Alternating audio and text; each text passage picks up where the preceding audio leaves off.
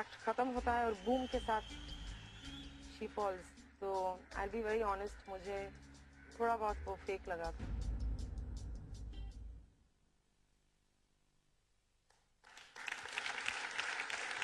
कोयना ने आप पर अपनी राय दे दी है, अब आप सबकी राय देने की बारी है। एक एक करके कन्फेशन रूम में जाइए। सबसे पहले पारुल।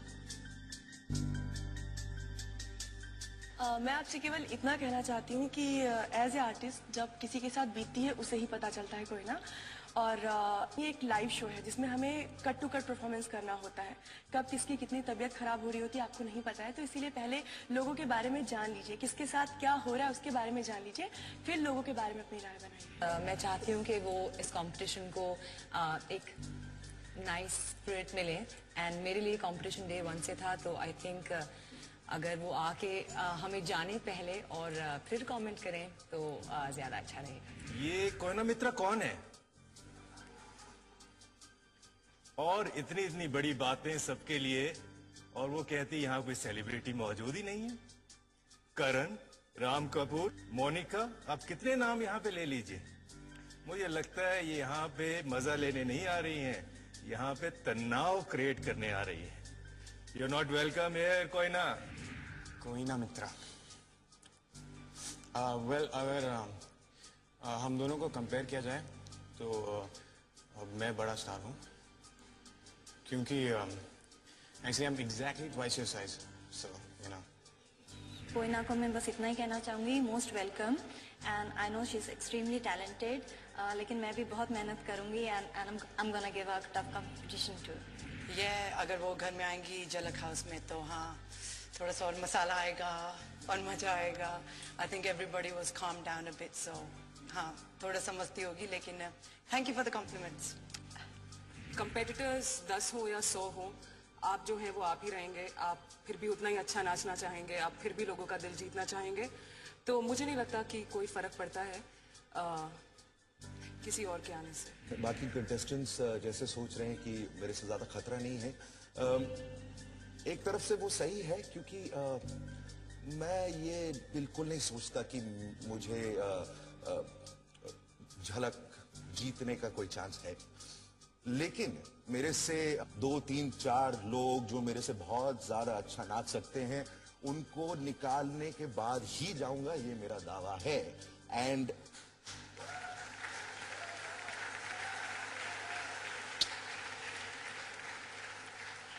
और हाँ, एक और दावा करता हूं कि कोयना भी मेरे से पहले निकलेगी।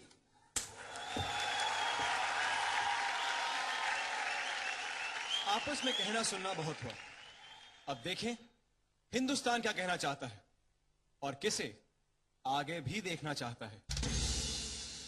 हार्डकोर।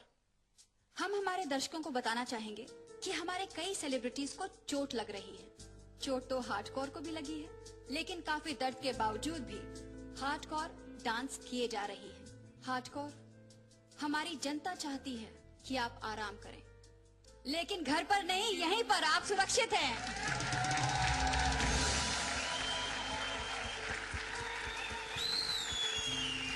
हार्डकोर, अब मैं आपसे पूछना चाहता हूं कि आप बाकी के इन कंटेस्टेंट्स में से किसकी किस्मत जानना चाहेंगे?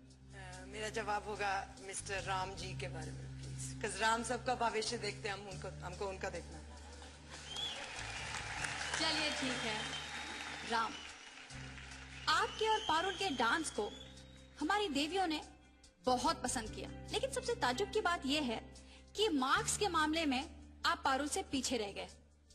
हमारी देश की जनता ने आप में और पारुल में कोई भेदभाव नहीं किया, और आज पहली बार हमारी जनता ने आपको पारुल के जितने ही भरपूर वोट्स किए हैं। आप सुरक्षित हैं।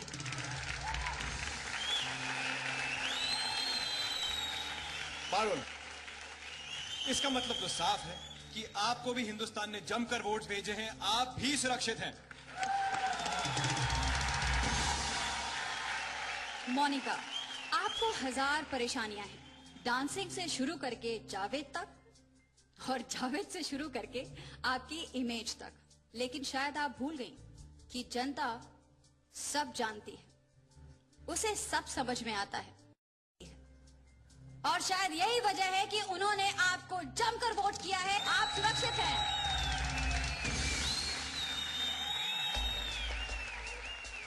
करण, कल रात आपके स्कोर्स कम थे।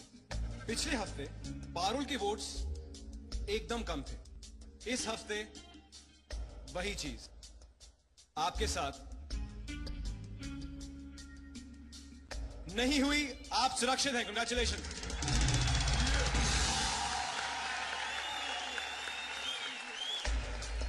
अब बचे मोहिंदर जी, शिल्पा, गौहर और बाईचुंग। इन चारों में से कोई दो डांस ऑफ में उतरने वाला है।